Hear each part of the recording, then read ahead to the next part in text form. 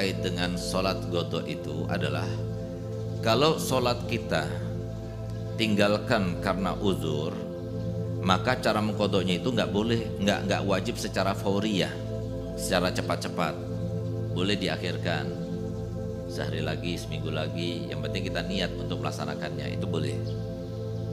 Tapi kalau kita tinggalkan dengan tanpa uzur, maka wajib hukumnya untuk kita menggodoknya dengan cepat.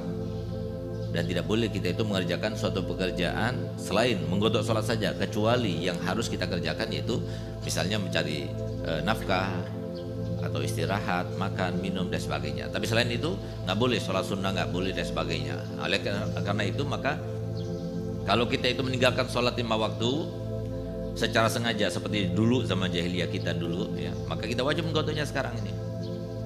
Kalau tanpa sengaja ya karena uzur, berarti uzurnya meninggalkan sholat itu cuma 4. 1 karena tidur ya, ketiduran. 2 karena lupa. 3 karena dia itu ingin menjamak sholat sengaja. Saya nggak sholat pertama karena apa? Karena ingin mengakhirkannya, karena kita dalam keadaan safar, boleh menjamak sholat.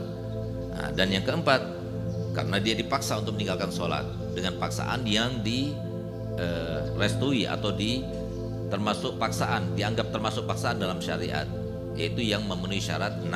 Di antaranya adalah dia memang benar-benar diancam dan terancam dengan ancaman orang yang memaksa itu, karena orang yang mengancamnya itu benar-benar bisa merealisasikan ancamannya itu kepada orang tersebut. Yang kedua, dia tidak mampu untuk mengelak daripada ancaman itu. Yang ketiga, paksanya itu saat itu juga, kamu nggak boleh sholat duhur, kalau sholat duhur saya akan pegal kepalamu misalnya. Nah, jadi sholat duhur itu yang dilarang. Nah, tapi kalau semuanya dilarang sholat asar, sholat duhur sudah ditinggalkan, nah, itu berarti dia tidak memenuhi syarat paksaan. Kemudian yang keempat, tidak ada tanda-tanda dia melakukannya dengan ikhtiar.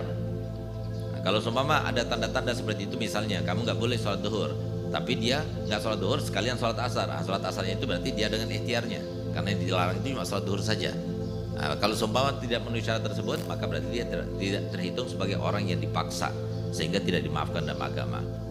Dan yang kelima, yang namanya paksaan itu tidak terkait dengan pekerjaan zina atau membunuh orang, karena menurut pendapatnya mu'tamad bahwasanya paksaan kalau dalam pembunuhan dan perzinahan itu, dalam pembunuhan jelas ya, dalam pembunuhan itu tidak boleh kita itu dipaksa. Jadi lebih baik kita dibunuh, jangan membunuh orang, dipaksa untuk membunuh orang. Nah, itu nggak boleh, lebih baik kita yang dibunuh. Kalau sama dia lakukan, berarti dia itu melakukannya dengan tanpa terpaksa, bukan terpaksa, karena tidak direstui dalam agama, itu termasuk terpaksa dan membunuh. Nah, kalau dalam berzina itu ada 2 pendapat di antara ulama. Ada yang mengatakan itu termasuk terpaksa, kalau dia tidak berzina dia akan dibunuh misalnya. Nah, itu ada yang mengatakan itu terpaksa sehingga dia tidak berdosa, ada yang mengatakan enggak, itu tidak terpaksa. Kenapa? Karena yang namanya berzina itu tidak akan terlaksana kecuali kalau dia itu lagi berhasrat ketika ereksi. Nah, kalau nggak ereksi maka dia nggak berhasrat. Ketika ereksi berarti dia berhasrat berarti dia dengan kemauan dia gitu loh. Tapi di dalam ulama yang lainnya mengatakan juga termasuk terpaksa. Kenapa? Karena naluriah manusia dan sifat daripada biologis manusia itu kalau melihat hal-hal yang seperti itu pasti dia akan ereksi atau berselera untuk melakukannya. Ala kulli hal. Dan yang keenam, yang terakhir, paksaan itu bukan dengan paksaan yang dibenarkan dalam agama. Tapi kalau paksaan itu termasuk yang dibenarkan dalam agama, maka itu termasuk paksaan yang dimaafkan, artinya yang boleh untuk dan tidak dosa dia itu melakukannya. Nah, sehingga dia termasuk yang dengan uzur dia meninggalkan sholat, sehingga kalau dia itu dengan uzur meninggalkan sholat, maka dia diperbolehkan untuk menggodoknya kapan saja.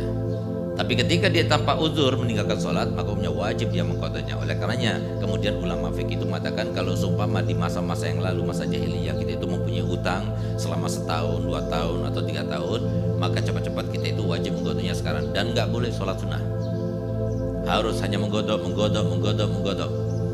Nah, sholat sunnah tidak diterima, sama seperti orang yang sodako tapi dia punya hutang.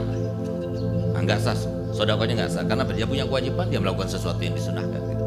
Karena sesuatu yang wajib itu harus dilaksanakan, jangan mendahulukan sunnah yang disunahkan, karena itu wajib dan sunnah itu beda.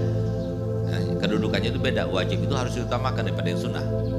Nah, kemudian itu terkait dengan sholat. Dan jikalau seseorang itu sudah meninggal dunia sementara dia punya godoan, nah ini penting juga.